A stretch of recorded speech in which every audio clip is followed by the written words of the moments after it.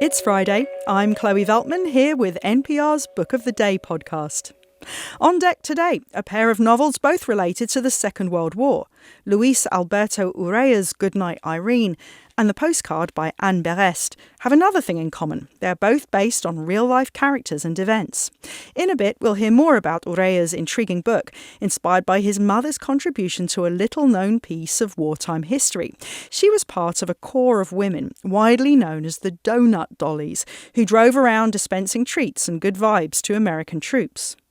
Up first, though, a conversation between NPR's Scott Simon and Anne Berest, the author of a moving and powerful novel, originally written in French, that traces the author's family history to the Holocaust. Berest tells Simon that even though The Postcard is based on real-life events, she calls her book, quote, a true novel, because it contains some fictionalised details. The author says she didn't use real names of people whose behaviour led to suffering during the war because she doesn't want their living descendants to face repercussions. Here's Scott Simon. An unsigned postcard arrives at the Berest home in Paris in January of 2003. A photo of the Opéra Garnier is on the front. On the back, no message, just 4 names written in ballpoint pen. Ephraim, Emma, Noémie, and Jacques. The names were of writer Anne Berest's maternal great-grandparents and their children who had died in Auschwitz. But it takes 16 more years for her to try to find out who sent that postcard and why, and what that story discloses about her family. Anne Berest's The Postcard was a huge bestseller in France and has now been published in the United States. And Anne Berest joins us now from New York. Thank you so much for being with us. Thank you. Why is this a novel? It's also a real story. It's a novel, but I often say it's a true novel because all the events are true. But I wanted to write it in a novelistic way. For example, I changed the name of the village where my family were arrested because I didn't want that the inhabitants of this village now had trouble because of my book. I changed the name of people who bad behaved during the war because I didn't want the grandchildren of these people had the trouble now, and that people say, okay, I know that your grandfather or your grandmother denounced Jewish during the war. So that's why I called it a novel, because I took the liberty as a writer to change little things. That's very generous of you. You didn't want the grandchildren of people who did harm to your family to suffer today. Yes, exactly. The story traces back to Emma and Ephraim Rabinovich. Does their experience remind us that the Holocaust didn't stand out alone? It was the culmination of centuries of anti-Semitism all over Europe. You have to understand the silence of the Jews in France after the Second World War, because after the war, they were afraid to speak out, because one must bear in mind that they were still living in fear, because that fear was so ancient in Europe. They thought that the denunciations could start again. My grandmother, after the war, baptized my mother in a church to protect her. And many Jews did the same in France after the war. So in the book, I give the example of one of my friends whose parents changed their Jewish names to French names in the mid-60s. It's incredible to think about it. It was the mid-60s in France, and Jews wanted to change their names because they'd always said it can happen again. There are sections of the book, especially about life and death in Auschwitz, that are very detailed and difficult to read. You talk about the ways in which prisoners were humiliated and brutalized and lied to up until the moment they were in the gas chambers. Was it especially important to you to tell people about those details? Yes, because this book for me is a book of transmission.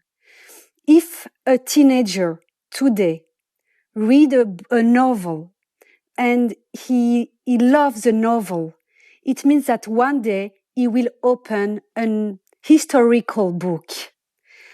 The historical passages were particularly difficult to narrate in the book.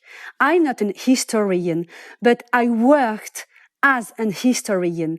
I read all the books I could. I watched all the documentaries I could.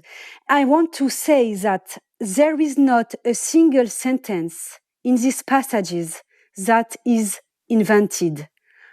I simply wanted to be the link between yesterday's witnesses and today's readers. According to the Anti-Defamation League, anti-Semitic incidents are on the rise in the United States. They're on the rise in Europe. This is 80 years after the Holocaust, where the world saw where that could lead. Why do you think anti-Semitism is on the rise again? It's a big question, and I'm not an historian. As a writer, I can say that now I'm still afraid when I see all the signals in our society. What signals do you see in French society or America? I can't speak about America because I never speak about things I don't really know. In France, yes, I can say that I hear and I see people becoming paranoid against Jews, even in a part of society that you couldn't imagine. Even, for example, in my literary world, I can see and hear things that I couldn't imagine before, and that they are very, very dangerous. And when I was a child and I heard all Jews say, okay, be careful, anti-Semitism will come back again, I thought it was wrong. But now I know that they were true. What do the discoveries that Anne, in your novel and in your life, makes about her past and her Judaism put into her life today? Before I wrote this book, I knew nothing about my ancestors. And while working on my family tree, I discovered a lot of things, a lot of some strange coincidences that I explain in the book, and I will not spoil it. But these coincidences are for me invisible transmissions. You see, that things that your ancestors give to you and you don't know. And this idea of invisible transmission is one of the main themes of my book. And I have read articles on cellular memory. You see how our cells have a memory of the emotions. It's a scientific way to explain that our ancestors still live within us and that we still communicate and connect with our ghosts. It seems that in my case and with my Jewish family, they are not totally dead. They were not totally murdered because something still lives in me. Anne Berest, her novel, The Postcard, translated by Tina Cover, has now been published in America. Thank you so much for being with us. Thank you. Our next book takes a completely different angle on wartime history. Pulitzer Prize finalist Luis Alberto Urrea wrote his novel Good Night, Irene as a way to celebrate his mother and resurface the long-forgotten story of the women who helped the Allies beat the Nazis with coffee and donuts. The lively discussion with NPR's Scott Simon delves into why the author felt he couldn't make this a non-fiction book, and how the events of World War II shaped the futures of both his mother and her best friend Jill in startlingly different ways. Let's go once again to Scott Simon. Luis Alberto Urrea, please tell us about the photo. 3 women smiling at the front of your new novel, Good Night, Irene. Well, my mother was in Clubmobile Corps for the Red Cross during World War II, and they were known in the vernacular as donut dollies. And these women drove 2.5-ton GMC trucks with galleys on the back with donut cookers and coffee machines and record players all along Patton's route with the Third Army, but have been forgotten by history. So in honor of my mother and her best friend Jill, who drove the truck, I decided to bring them back. Luis Alberto Urrea, who's been a finalist for the Pulitzer Prize in nonfiction, turned to fiction to tell the story inspired by his mother, Phyllis McLaughlin, and her friends. He joins us now. Luis, thanks so much for being with us. Thank you, sir. The lead characters of your novel, Irene, kind of your mother, and Dorothy, kind of Jill. Yeah. They have different backgrounds, but they shared the hazards of the front lines, didn't they? Oh, they certainly did. Yeah, they couldn't have been more different. My mother was a Manhattan socialite, had a kind of a Greer Garson obsession. She thought she was a 40s movie star. She called everyone darling. And Jill was a very realistic Hoosier woman, from Indiana, very intelligent. And, I think they became each other's rolling sanctuary under duress. Mm. You're a great novelist when you've turned your hand to fiction, and, you should write a great novel. But even if you wanted to make this a nonfiction story, you found that would have been difficult. Yeah, I couldn't have done it because the records are gone. The records building the Red Cross had, with all of the Clubmobile Corps information, burned down, I believe, in the early 70s. And also most, if not all, of the World War II donut dollies have passed on. Mm-hmm. So we thought Jill was dead. My mother had suffered a terrible, at the end of the war, wounding, and it involved an awful crash in the Bavarian Alps off the side of a cliff. And the only thing she would say about it is, we never found the other girl. Mm. And I thought, the other girl, that must have been her. It must have been Jill, this darling Jill she always talked about. And it wasn't. As we were researching, we found materials written by Jill Pitt Snappenberger. And through some investigation, we found that she was alive. She was 94 at the time. And when she got on the phone with me, she said, "You must come see me, but don't wait until I turn 95, if you catch my drift." Oh, my gosh. And so I thought, I'm already in love with this woman. We went down there, and when she let us in the house, there was a portrait of my mom on the wall, looking like a 40s movie star. And she said the thing that launched the book. She said, "I drove the truck, but your mother brought the joy." Let me ask you to talk about some of the toughest stuff. Yeah. The hell that indeed they went through. Because the young women in the Clubmobile were at the front lines. They were part confessor. They were crushes. They were object of desire. They were maternal substitutes. Yes. A lot to carry. I think it was too much, honestly. The way I came into this story was twofold. One was my mother's nightmares.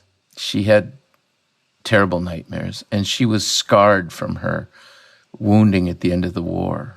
Her legs her upper legs were just torn apart.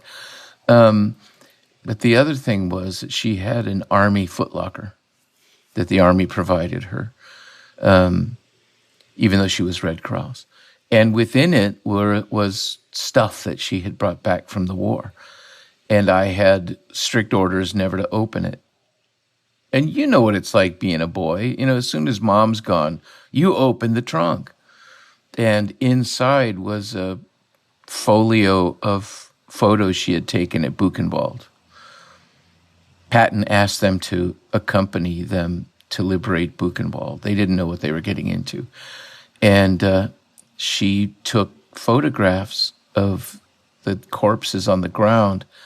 And she told me, I took those pictures until I grew ashamed of taking those pictures.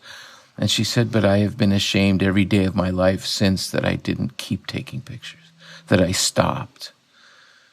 I don't think they expected to be at the front lines. Yeah.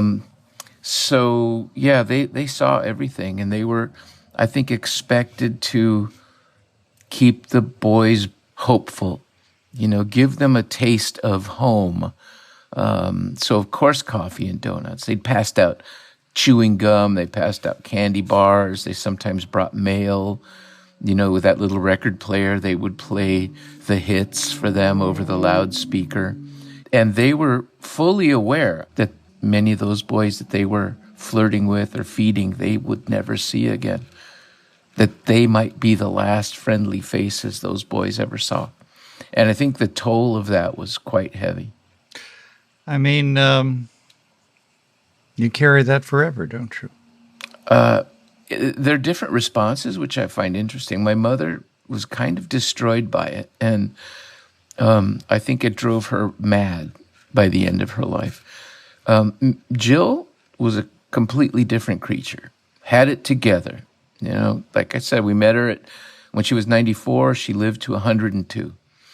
And she was just a fountain of information. And when she got overwhelmed, which she did sometimes, she would put her hand over her eyes and say, I'm going to be sad now. And it lasted 30 seconds, 40 seconds. And then she'd put her hand down and go on. She had everything put in its place. And my mother couldn't keep it contained. What do you hope readers of this fine novel will learn from your characters? Thinly described, your mother and her friend. The response of women so far has been overwhelming and beautiful and heartbreaking. And, I keep telling everybody, our worst sin, I think, is writing mom off, writing granny off, writing Aunt Eva off. And when I talk to young folks, I tell them, your mother keeps telling you that danged story you're so sick of hearing. One day she will be gone, and you will wish to God you'd paid attention because you've let that piece of important history disappear. So, I guess just a thank you and a tribute to these women who shouldn't be forgotten. Luis Alberto Urrea, his novel, Good Night, Irene. Luis, thank you so much for being with us. Thank you, Scott. It's always a privilege to talk to you. Well, that's it for this week on NPR's Book of the Day.